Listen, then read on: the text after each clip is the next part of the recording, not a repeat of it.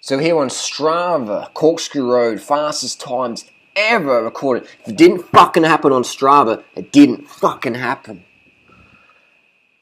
Basically. So we have Strava, my best time, 8:10 off the bat during on a Penny Bevan, 6:39, Carly Taylor, 8:50, her record broken, not broken yesterday, almost 4 years old. So let's have a look at the stats. Strava doesn't lie, especially with a power meter on there. So we have here the times. We have the times of yesterday's stage, NRS, and we have 2 and under times as well. So I'm 40th off the back. Once the 2 and under and NRS comes through, yesterday's time, April 9, 522 watts, 6:39. 6:39. Yesterday. That is a fucking quick time. Anything under 8 minutes anything under 10 minutes is quick, man. Anything under 8 minutes is exceptional. And we have here anything under 9. And if you get up Corkscrew Road, you're a fucking legend.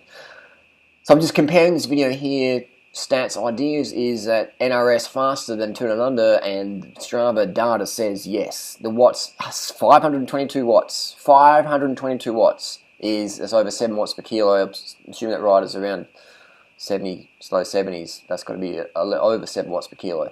We have some good riders here on the field on Strava. Some hitters. Let's have a look at first 2 and under rider. We have even Jack Haig did faster time in NRS than 2 and under. So Jack Haig posted on Strava. Guessing posted on Strava 462 watts, 706. So it's almost 30 seconds slower, 27 seconds slower around abouts than the fastest time recorded ever on Strava by an NRS rider. So Cadell Evans' time was about, I don't even know what it was really, because it's like, you talk to one person, I was here on SBS commentator, it was, sort of, and then my neighbour's cousin's chicken farmers told me it was this time. There's so many conflicting times. What was it, like SBS versus Channel 9, that. If it was not on Strava, didn't happen. So we got Strava with the time, with the power meter, it makes it more legit, doesn't it? Thomas de Gates down here, another well-known GC rider, off the back on NRS times. So it's pretty impressive. Some say the stage was a bit shorter than 2 and under stage. Yeah, but there's not much prize money up for grabs at NRS, and have helicopters, TV stations, etc. following you. So there's less spectators, there's less crowd screaming at you. So no one's screaming at these guys yesterday. Maybe the director's boys in the car, get on the fucking road, cunt. But there's no spectators, there's no big chance. 2 and under, man, is chaos.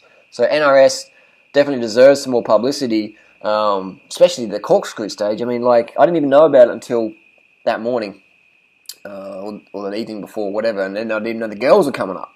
So it's just, I didn't even know. I thought I'd been in the loop. I didn't even fucking have an idea. So I saw one of the teams riding around the other day, and I was like, the NRS is, Adelaide Tour. I was like, well, they're not going to Corkscrew because I would have heard about it, but they were. So the organisers definitely need to pull a finger out and actually get on social media and actually have a website for the tour and have a map on the website so spectators can go and check it out and have times and stuff. Make it easy to read. If a 5-year-old can't read your website, it's too awkward.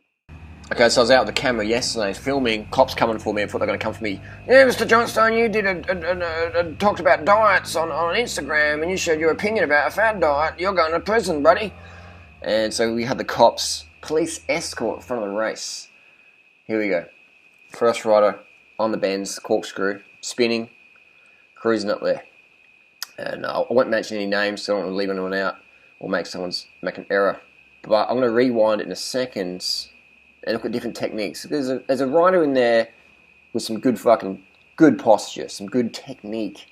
So this is not even criticism or whatever. This is merely just a physiology lesson. It's not often you get elite athletes. That's the beautiful thing about cycling. Get up and close and film, and this is like a physiology lesson. We can look at a little bit of basic physics, basic efficiency, motion, etc. The riders coming around.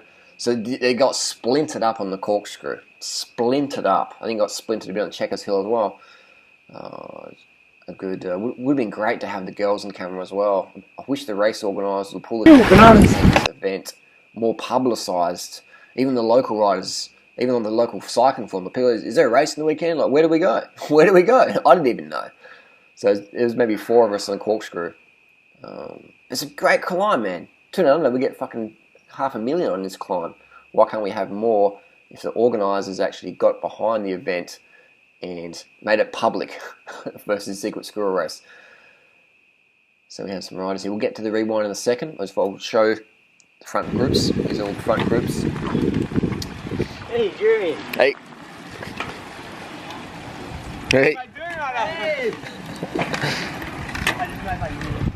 Spin to win! Spin to win! We have the first rider coming up the road, first rider on the road at Corky. I want you to look at the rider's pedals. I want you to see how much side-to-side movement there is in the upper body. And now when cycling, when you're in the saddle, you want to be scraping. You want to be scraping the mud off the sole of your shoe. Look at those yellow shoes, scraping the mud, and scraping the mud off the gutter. So you're getting rid of dog shit on your shoe. You're scraping the dog shit off your shoe when you're in the saddle. Out the saddle doesn't matter. In the saddle, scraping it off. Now look at these riders coming through. Now pay attention to the second rider, not the blue helmet. Let's go rider number 2.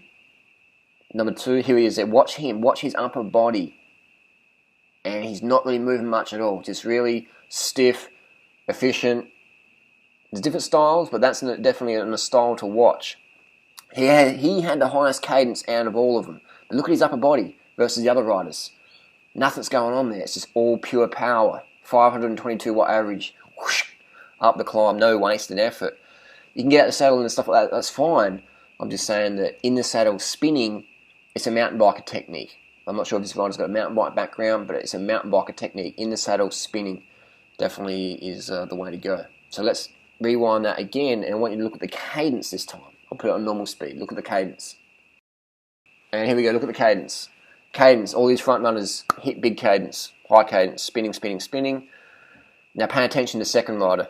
Number 1, number 2, look at his cadence. Look at that. Look at that. Look at that. Look at that. Just spinning. All these riders are spinning pretty good, but the second rider, that 522 guy, 522 watts, man, spinning the most. Spinning the most. So there you go.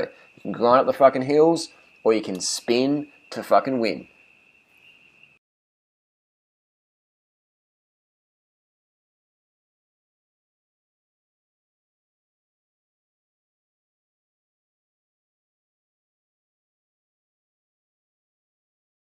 And there's a lot of debate, doing right such and such grinds. If you can grind up a hill, it means you're nowhere fucking near your limit. If you can grind up a hill, you got way more power left. If you can produce that much torque, you're a beast. So if you want to turn that torque into power, torque plus cadence equals power. So cycling's not about producing torque. That's what fucks your knees up and makes you slower than you would be otherwise. Torque plus cadence equals power. So you want to be able to spin those fucking pedals like Mr. 522. Spin to fucking win.